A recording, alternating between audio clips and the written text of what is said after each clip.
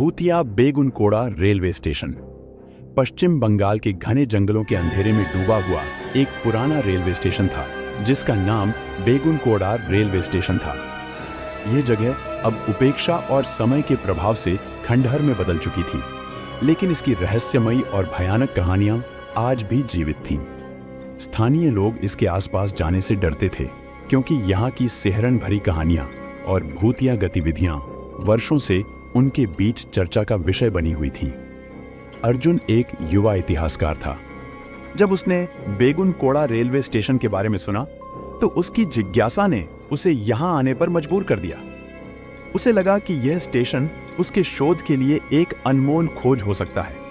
एक ठंडी धुंधली रात को अर्जुन ने बेगुनकोड़ा की ओर अपनी यात्रा शुरू की। उसने आवश्यक उपकरण, एक शक्तिशाली फ्लैशलाइट, एक डिजिटल कैमरा और एक रिकॉर्डर संग ले लिए थे। उसने अपने साथ एक पुराना ट्रैवल बैग भी लिया जिसमें उसने अपनी किताबें और नोट्स रखे थे।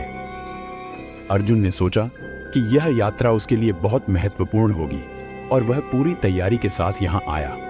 बेगुनकोड़ा रेलवे स्टेशन का इतिहास त्रासदी और रहस्य से भरा हुआ था।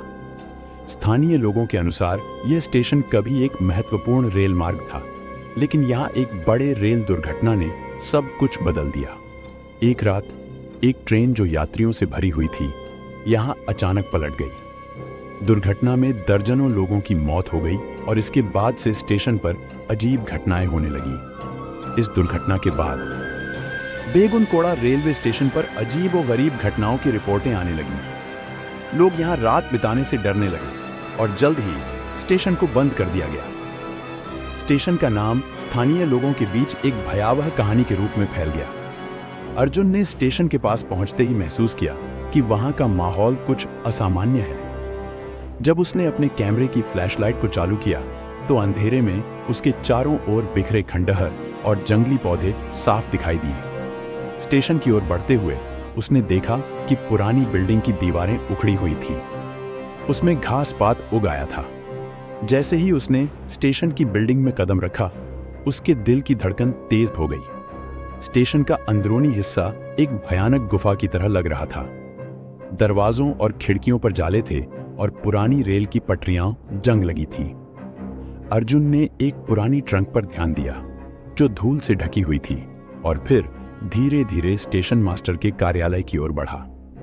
अर्जुन ने स्टेशन मास्टर के कार्यालय में पुरानी दस्तावेजों और फोटोग्राफों को देखा। कार्यालय की स्थिति बहुत खराब थी, लेकिन अर्जुन को वहां एक पुराना अलमारी मिला। उसने अलमारी के दरवाजे खोले और उसमें रखे पुराने दस्तावेजों की गहराई से जांच शुरू की। उसके हाथ में एक अखबार की कटिंग आई जिसमें एक भयानक रेल दुर्घटना के बारे में लिखा हुआ था। काटे हुए लेख के अनुसार दुर्घटना में कई यात्रियों की जान चली गई थी और इसके बाद से स्टेशन पर अजीब घटनाएं होने लगी थी।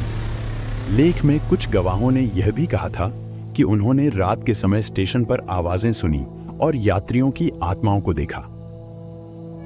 अर्जुन ने दस्तावेजों को ध्यान से पढ़ा और उसने सोचा कि यह जानकारी उसकी खोज के लिए बहुत महत्वपूर्ण होगी। मध्य रात्रि का समय आ गया और अर्जुन ने स्टेशन पर एक कैमरा सेट किया। उसने सोचा कि रात के अंधेरे में शायद कोई आत्मा या रहस्यमय गतिविधि कैद हो सके।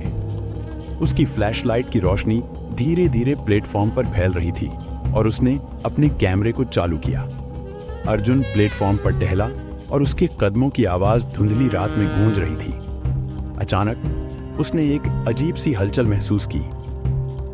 उसकी फ्लैशलाइट की किरणों ने एक धुंधली आकृति को दिखाया जो प्लेटफॉर्म के किनारे खड़ी थी। आकृति के पास आते ही अर्जुन ने महसूस किया कि उसके दिल की धड़कन तेज हो गई है। आकृति का आकार स्पष्ट नहीं था, लेकिन उसकी उपस्थिति से एक असामान्य ठंडक फैल गई थी।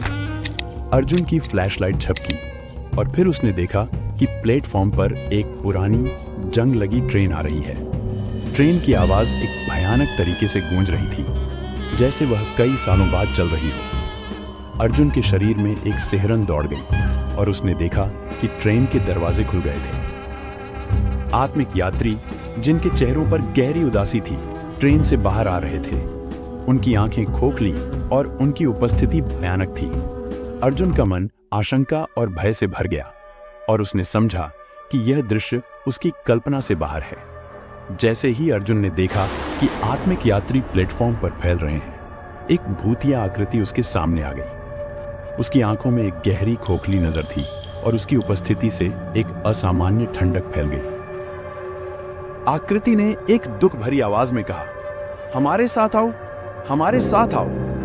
अर्जुन के भीतर एक गहरी ठंडक और डर का एहसास हुआ। आकृति ने अपने हाथ बढ़ाए और अर्जुन ने महसूस किया कि उसकी पकड़ बहुत ठंडी है। अर्जुन ने बेतहाशा संघर्ष किया और बड़ी मुश्किल से खुद को आत्मा की पकड़ से छुड़ाया। उसने प्लेटफॉर्म से बाहर भागने की कोशिश की, लेकिन डर और घबराहट ने उसके कदमों को जकड़ लिया। अर्जुन ने प्लेटफॉर्म से बाहर निकलते हुए अपने पीछे हो रही भूतिया गतिविधियों को महसूस किया। भूतिया ट्रेन की आवाजें और आत्मिक यात्री उसकी ओर बढ़ते जा रहे थे। उसने तेजी से जंगल की ओर दौड़ना शुरू किया, लेकिन अंधेरे और धुंध ने उसकी दृश्यता को और भी सीमित कर दिया। वह पेड़ों के बीच से होकर भागते हुए अपने पीछे की आवाजों से परेशान था। अचानक उसने देखा कि एक चमकती रोशनी उसकी दिशा में बढ़ रही है। उसने सोचा कि यह शायद एक वाहन हो सकता है, लेकिन जैसे ही वह करीब आया, उसने महसूस किया कि यह कोई रहस्यमय स्रोत था। रोशनी धीमी धीमी चमक रही थी और उसमें एक अजीब सी ऊर्जा थी। अर्जुन ने किसी तरह जंगल से बाहर आकर स्थानीय गांव की ओर लौटने की कोशिश की। उसकी हालत बहुत खराब थी। उसके कपड़े फटे हुए थे और उसका चेहरा डर और थकावट से भरा हुआ था। गांव वालों ने उसे देखकर चिंतित हुए और उसकी स्थिति को समझते हुए उसकी मदद की। अर्जुन ने गांव वालों को अपनी कहानी नहीं बताई। उसने सोचा कि यदि वह अपनी खोज की बात बताएगा तो लोग उसे पागल मान सकते हैं। उसने केवल इतना कहा कि वह एक पुराना रेलवे स्टेशन देखकर वापस आ गया है, लेकिन उसकी आंखों में जो डर था वह किसी से छुपा नहीं था। बेगुनकोड़ा रेलवे स्टेशन की कहानी धीरे धीरे गांव में फैल गई। लोग इसे भूतिया स्थान मानने लगे और वहां जाने से बचने लगे। कई बार लोगों ने प्लेटफॉर्म पर अजीब सी आवाजें और चीखें सुनी। कुछ लोगों ने दावा किया कि उन्होंने रात के समय स्टेशन पर रहस्यमय चमक देखी है। गांव वालों ने अब बेगुनकोड़ा को एक भयानक स्थान मान लिया था। उन्होंने बच्चों को वहां जाने से मना किया और स्टेशन के पास से गुजरने वाले यात्रियों को भी सतर्क कर दिया। इस प्रकार बेगुनकोड़ा रेलवे स्टेशन की कहानी एक काले अतीत का प्रतीक बन गई और इसके रहस्यों ने गांव के लोगों के बीच एक अनकही डरावनी छाप छोड़ दी। अर्जुन की कहानी बेगुनकोड़ा रेलवे स्टेशन की भूतिया परंपरा का एक हिस्सा बन गई। उसके अनुभव ने यह साबित कर दिया कि अतीत की त्रासद बहुत भयानक होता है। आज के इस वीडियो में सिर्फ इतना ही। अगर आपको यह वीडियो पसंद आया तो वीडियो को लाइक और चैनल को सब्सक्राइब जरूर करें और साथ में बेल आइकन दबाना ना भूलें। हम आपसे मिलते हैं एक और नए वीडियो के साथ। तब तक के लिए नमस्कार।